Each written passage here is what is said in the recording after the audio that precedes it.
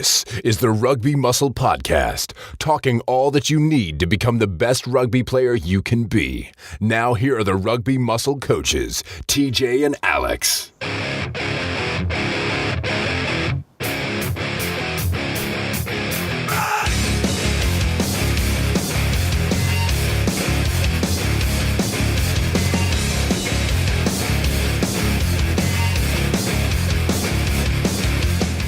Yes, boys and maybe girls, but probably not. No, there's no girls. Welcome to the Rugby Muscle Podcast. That was Soul Creation by Cinder. It just came up on my Spotify Discover Weekly. It's a great tune. It was a very good tune, very good intro tune. I am your host, TJ, speaking of intros, and I'm joined as always by Alex. How's it going? It's going good. I'm sat here drinking my beet juice because I've got to go to rugby training in an hour or so. Cool. And I'm also watching the window, like, just suspiciously because I'm pretty sure it's going to snow. Fuck that. Yeah, and you can't really wear... The worst is just how cold your hands get because you can't wear gloves in rugby or anything like that. So it's just... That's the one thing that really does me in. I don't even think I can handle the snow anymore. It's about 15 degrees here and I'm cold as shit. It's like coldness with rugby training is more annoying as well because you start the training and you're cold even though you're wearing like 7 layers, right? Mm-hmm. Shout out to my skins crew, everyone that does that. And then, sorry about that. And then as you start to warm up, you get really hot. And you have to like take off these layers, and then all these layers that you've taken off end up getting really cold. It's just a nightmare. No, that they get wet as well. Like when you're lying in the snow. Like if you ever trained in the snow, you're doing like rocking drills. You're just lying in the snow, and it's fucking shit. Or like hats as well. Like when you get your hats really sweaty. Yeah, well, I didn't mind that so much because I've got no hair. Do you know I might have fucking found grey hairs today in my head? I was so pissed off about that.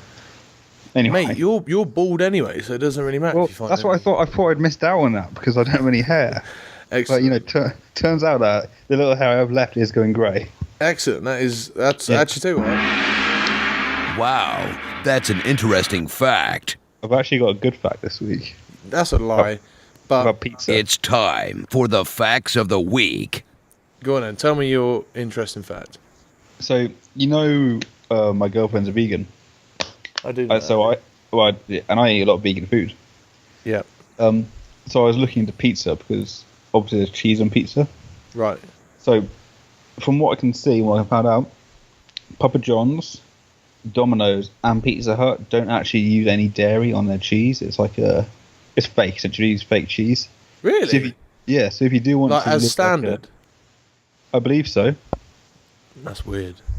I could be wrong, but from what I've seen and read, like that seems to be the case, which is cool if you want to live like that kind of vegan lifestyle, and really doesn't make a difference if you don't. So yeah, that's really weird. Yeah, I remember when I was I did a year of like gluten free when I was at uni. Did you? I didn't know that. Yeah, like my last year, I fit like because basically. When I criticise a lot of these, especially with diets and stuff, and supplements and whatnot, I've basically done them all. So I feel like I'm in a good position to stand, like, to judge every... Because I've tried paleo, I haven't tried vegan.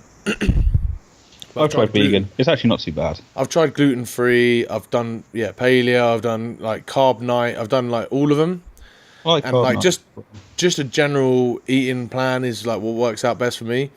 But anyway, I was going gluten-free, and it was quite funny because the local fish and chip shop did gluten-free fish, like battered cod, but only on a Tuesday. And I'm like, who the fuck wants a battered cod and chips on a Tuesday? Like, that's so far away from my cheat day, it makes it completely pointless. So I never did get that. That's fair. I can understand that. Like, why pick a Tuesday? It was really weird. Anyway. Maybe it was their lowest day. Does that make sense?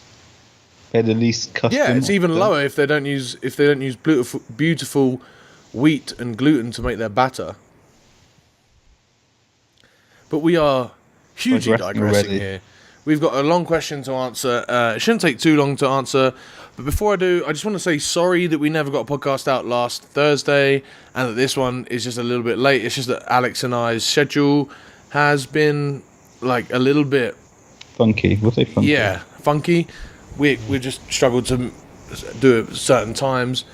And I was going to do a solo one, but I just didn't have enough questions. So if you do have any questions that you want us to answer on the podcast, just go on Instagram and shoot me a message and I'll answer them, and that'll make solo podcasts a lot easier. And that's that for now. So anyway, this question is actually one that's come in on Instagram on my direct message. He's been sliding into the DMs. Do you know that's a term, Alex? I did not know that term. Yes, where perverts basically, I think, send pictures of their knob to hot chicks. Anyway, Isn't that Snapchat? no, I'm not on Snapchat anymore. But anyway, sorry. So Ben.Sugget or Sugget or Ben, message me and tell me how to pronounce your name. Sodjo.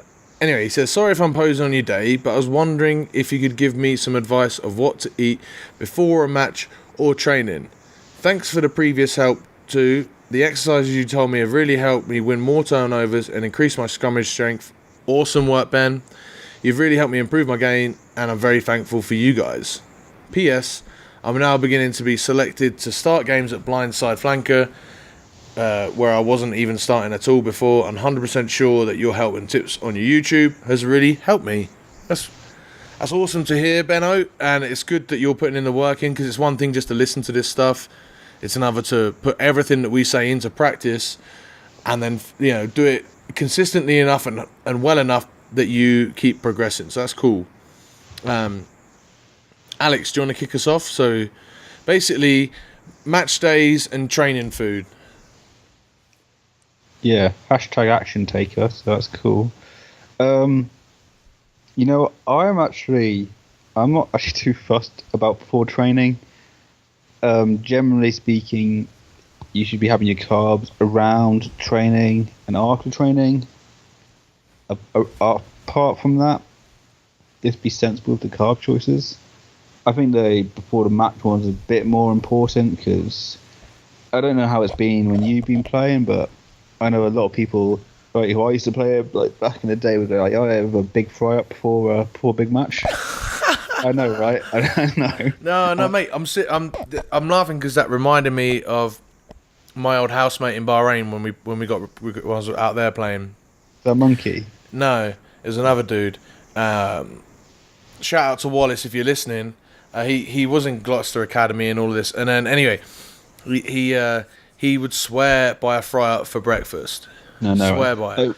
He says a fry up for breakfast would prepare you for anything. You could go to war after a fry up. So we used to play Jersey a lot, and the club would put on like a big fry up for the full team and stuff before the match. It's just mental, They used to do that. One last bad example of what you should eat before a game is in France. So when I had a trial period out in France, where were you at? In Lyon. Oh, nice. And what they would do is, this is before every game. I never got to experience this, but I've had it off of first-hand knowledge off of loads of boys, that they would have a full, and I think it's only just changed in the last few years, but like, it's not uncommon if it still does happen now, but they would have a full 3-course meal, like lunch, because they play on a Sunday, like afternoon/evening. And they'd have a full 3-course lunch, including wine, before a game to like entertain the VPs. Really? Yeah, and that's like normal. And any French people listening, because I know we have listeners in France, send me a message, tj.strength, and tell me if that's changed and when, and if you have any guys that have experience of that. But yeah, you would go into a game like with a full stomach and even have 1 or 2 glasses of wine. I'd be sick everywhere. I think most people would avoid actually drinking at one, but it was served at the table. Fuck that. Anyway, right. Okay, so I would say, first things first. If we'll talk about pre-match preparation mostly, and then we'll add in a little bit of stuff around training sessions at the end, if that's cool with you, Alex. Yeah, I've got a little bit of stuff to say about. Yeah. So, pre-game, right? There's going to be only so much food that you're going to eat on the day of the game that's going to affect you, right? Mm-hmm. You just simply can't digest so much food in one day and then have it give you the effect that same day. So what we try and do is, most people have heard of carb loading, right? And it's where we try and fill up our stores of muscle glycogen, right? So rather than have it running through the blood, we want to fill up as much of our stores as possible. Correct, Alex? Mm-hmm. Absolutely. This is why I like you here for the podcast. This is why I don't want to do silent ones, because I just talk and then just ask you to say yes. Just want some affirmation, right? That's what it is. It's all about it. But anyway, I believe you can store up to, like, for most people, it's like up to 500 grams of carbohydrate in the muscle cell, or in the muscles themselves as glycogen. And that, well, are you talking about each individual muscle or each? No. Okay, I was going to okay. So in your total body, you can store up to 500 grams. Which are approximately. So again, all of this is going to be individual. But the best way to do it, from my idea, is that's 500 grams, which you can store the day before, right?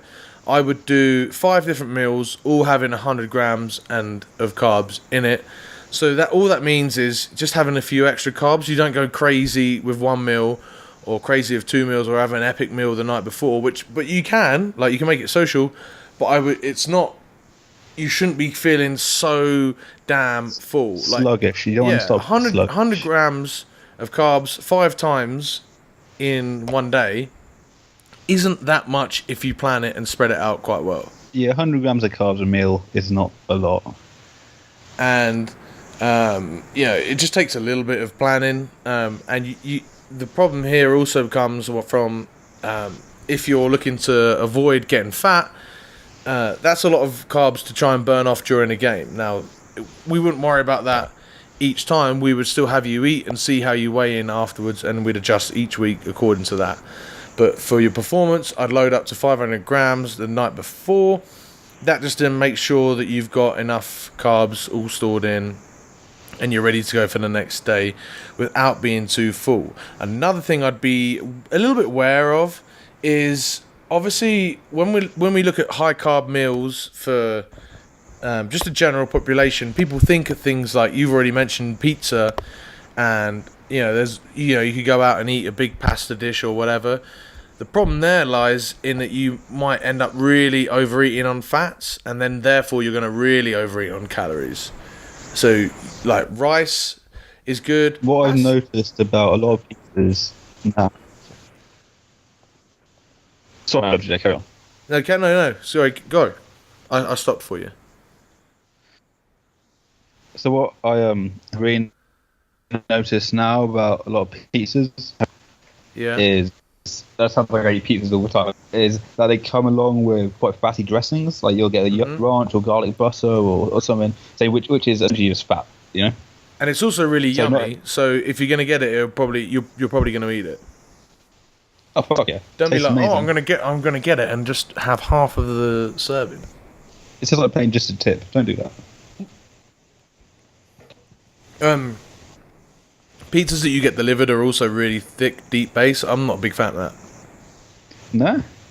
You try the pan. I'm gonna ignore this. Okay, don't worry about it. Carry on. I'm Italian, bro. Anyway, so avoid. Try and keep it clean. Try and keep it somewhat healthy. You don't need us to tell you what a healthy food is. Yeah, everyone knows. Yeah.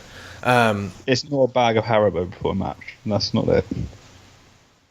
That's not going to make a huge difference. So try that, and then in the morning, just have a normal high-ish carb breakfast. If you have time, have a smallish lunch, because I used to always puke every warm-up before a game, because I would try and load up so many carbs at breakfast and then even more at lunch. It took me about half a season to figure out. I was like, oh, hold on here, I'm probably just eating too much lunch. I used to play with a guy. I completely lost his name, but he used to play for Play for who? Oh, Alex is cut out. I'm going to assume he said he used to play with a guy that puked every single game during the game. Is that right? Yeah, it is actually. But he said it was out of nerves. But he went from playing from the Chiefs, which is is a pretty good level of rugby. Yeah. To this kind of national level. And he was still puking? Still, every single game. Yeah, weird, right? And he was fucking good as well. If you go to the Jonah Lomu games, he's on there. You can pick him in your team, which is cool. But yeah, like you shouldn't be like if you're puking. Yeah, you're gonna be like there's nerves and you're gonna have match day jitters and whatnot. Mm-hmm. But if you are experiencing a severely upset stomach, try and look at what you're eating, which leads me on to the next point where we're talking about pre-training, because don't experiment with your food before a game, like different types of foods, because if it backfires, guess what? You're going to have a real shit game. Yeah, absolutely. Therefore, you should have do you think that people should have a set meal before games? Like every week, I don't know about you, but every week when I played, I have the same meal, essentially the same day, before a game. I wouldn't change my routine. I would try to. This goes into the psychology of like pre-match stuff.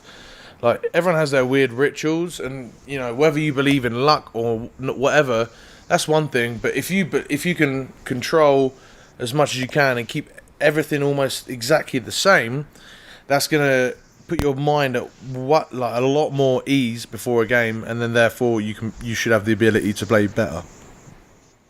Yeah, absolutely. So you should try and structure your pre-game routine to be very similar week to week. Now, if you would like to make changes, don't just go straight in and eat loads of carbs that night before a game if you haven't been previously doing that. Try it before a training session, or try it before like a tough training session. Not really I wouldn't say a gym workout or anything like that. I'd say a tough rugby session. Experiment with different things before that and see how you feel, and then gradually make smaller changes to add into your game. Yeah, that's very fair. Oh dear. Alex, our internet's gone back to the 1990s, mate. Or either that, or you're on a airplane, and you just. I am not yet on an airplane. It sounds like that's what it sounds like. I'm listening to a black box, like. That's racist. Which is no what. Anyway, moving swiftly on. You sound like you've cleared up a little bit. Before training, I closed the tabs. I had open. Before training isn't as important as a game, because if you mess up a little bit in a training session, you just have a bit of a worse training session. Whereas if you mess up before a game, having a bad game has a few more knock-on effects. It's probably more important than missing or having a bad training session. Yeah, which is why we also say that getting all of your meals planned before your training, before you actually have a workout, like having your pre-workout meal, isn't as important as to load up on the carbs. That would depend on who you are and how you feel, like how your stomach reacts. Because some people will eat a big meal of carbs and they'll feel great. Other people will eat a big meal of carbs and they'll feel a little bit lethargic. And then there's also people who are trying to lose, trying to shred down, trying to cut, and they if they eat a lot of carbs before they train, they're not going to have many carbs left to have after they train, and therefore they're going to be all hungry and they're going to suffer on their diet. So all those things come into play.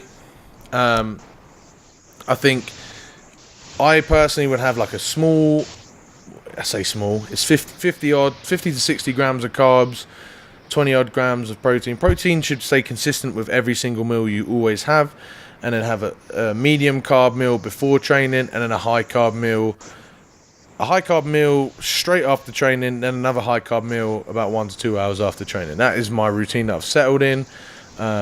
Even so that I've done a bit of recomp to my body. If you've seen on the YouTubes that I've been doing that, and I don't track as much. I just know that routine works for me, and the body weight stays around the same as I'm getting stronger and fitter. It's a ball H track as well. Any thoughts from your side about pre-training and stuff? Because I know you've done a lot of like carb night stuff, right, or carb backloading. Yeah, I used to quite like that. The actual reason I like that isn't because it's any more or less effective than anything else. It's just convenient. Yeah, I was going. That is one of the biggest things in terms of, especially in terms of a diet.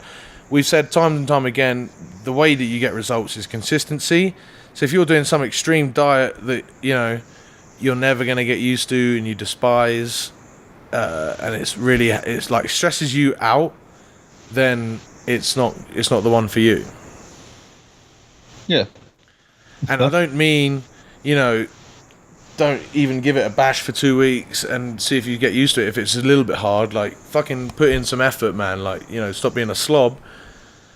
But at the same time, it needs to be practical. And practicality is a big thing. Even in hunger is a big thing. Eventually, there does get a point where you've got to get over it. But if you can strategize where you can make progress and have it work for you, have it fit into your life, then that's a win-win. That's what I try and do with my coaching clients anyways. Alex appears to have gone again. It's been, this is why it's difficult for us to do podcasts, because we actually have called each other twice and tried to record one in between the times that we haven't had a podcast posted, and this has happened both times. But I think Alex is back again. So any thoughts on foods to have post-workout, mate? Yeah, I like quickly ingested carbs and protein. I think you should keep the fat as minimal as possible post-workouts. Mm-hmm. In terms of amount, I reckon about maybe just under a gram per pound of body weight, kilo of body weight. Yeah. It depends what else you're doing during the day. Yeah, there's another variety of factors at play.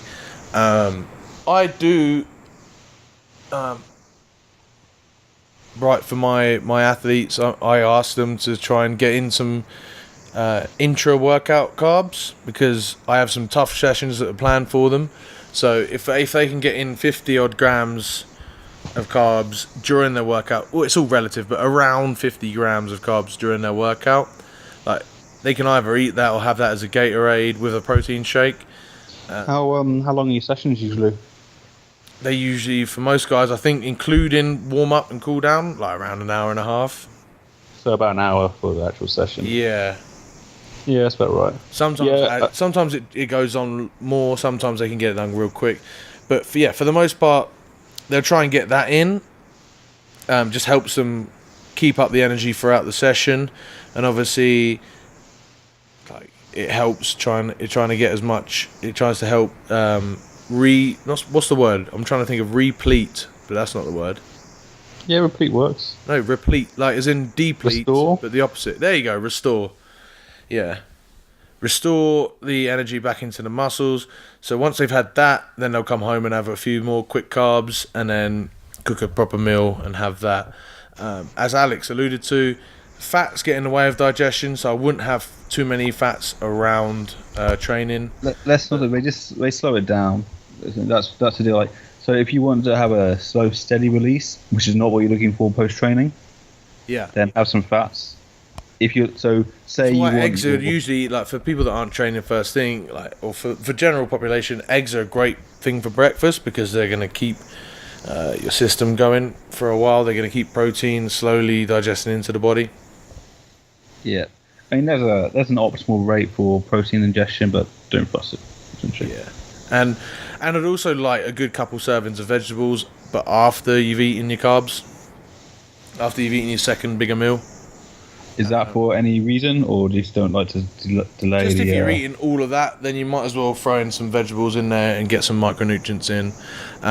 On that, just before we finish, I would say that's the one time I wouldn't be having too many vegetables, is, going back to the start, is on a game day.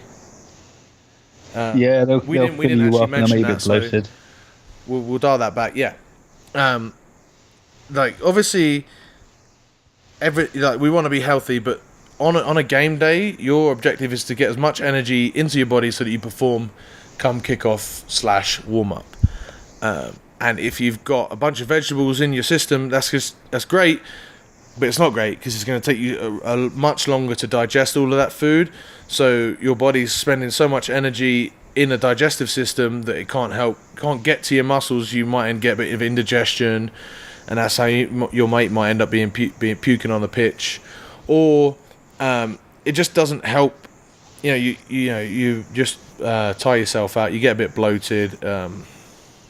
It's not a good way of doing things. So if that's one thing you take away, is before a game, like on game day, especially if you're playing early, it's not a great idea to get in loads of vegetables or high fibre sources. Yeah, I'd not thought about that too much. That's a good idea. All right, sweet. We'll round that off. Give just like what's your go-to then before game, like actual food choices. Right, so this is interesting. So my go-to normally on a normal day is I'll have, because I train at around 11, is I'll have like eggs and potato hash that I'll make. But on a game day, I wouldn't have the potatoes. I'd have eggs and oatmeal because it's a little bit more. It's a little lower volume. Yeah. Meaning that I don't have to eat as many potatoes to get in the same amount of carbs. So then I'll have some protein with some fruit. I'll probably have some toast with the eggs. Then wait, and then I'll just have a small, either a panini with like some lean chicken or some rice and chicken. And then that's it. Yeah, that's fair. Good stuff. I might, depending on how I'm feeling, or just in general, if the team brings them, I'll have some gummy bears like right before the warm up or right before we go out, and I'll have a Monster, and I'll drink half of that. I usually drink I drink my Monster in 3 different. So I'll drink 1 can. I'll drink a third of it before the warm up, a third of it whilst we come in from the warm up before we go out, and then the last third of it I'll drink at half time. I just want to make a quick point on the Monsters and energy drinks in general. People say they're really bad for you. The physiological dose you need to have a negative effect from that kind of thing, compared to the amount that is in a Monster, is like you need like 50 cans to do anything really bad to yourself. And then the other thing about the energy drinks is that I'll go through coffee, but I don't drink Monster drinks or energy, those big energy drinks like any other time during the week. I don't have a pre-workout because the coffee does the job at the minute. So that once a week is all I have during the season, so that I feel the effects of it. Yep, that makes sense. We've spoken about caffeine a few times before. We'll touch on it again in another podcast. But for now, we're going to wrap it up, mate. Sweet, good, cool. People can find you at Collision and Combat on Instagram. You said YouTube? Yeah, there's a YouTube channel now. Facebook. On the YouTube, there's all my basic foundation level ab exercises in there now. Sweet. If you go on to rugby-muscle.com, if this is your first time listening to this and you haven't done it so far, we have 50 plus conditioning sessions that are given to you just for giving us your email, so that we can let you know every time a podcast is out. But you get 50 free conditioning sessions just for signing up. And we're also going to hand out this week, our I think it's the muscle gaining protocol with our supplements to go with our supplement podcast that we did the other week. And we're also going to give away 4 free weeks of training for everyone that wants it on our email. So make sure that's going to go at the end of this week. So make sure that you're on our emails so that you'll get it. We spoke about it in the previous podcast, and then unfortunately ran into a few issues. Those issues seem to be sliding away. So the best way to get in touch with us is on all of our social medias, or just reply to the emails that we send, and you're signing up at Rugby-Muscle. You know what I just realised? What's that? I don't actually have Instagram anymore. What? Yeah. I got no iPad, right? Don't follow Alex on Instagram. Follow him on Facebook, Collision and Combat. Yes. Sweet.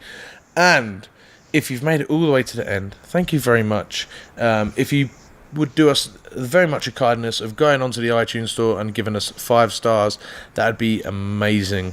Thank you very much, and we'll see you guys in the next Rugby Muscle podcast. So.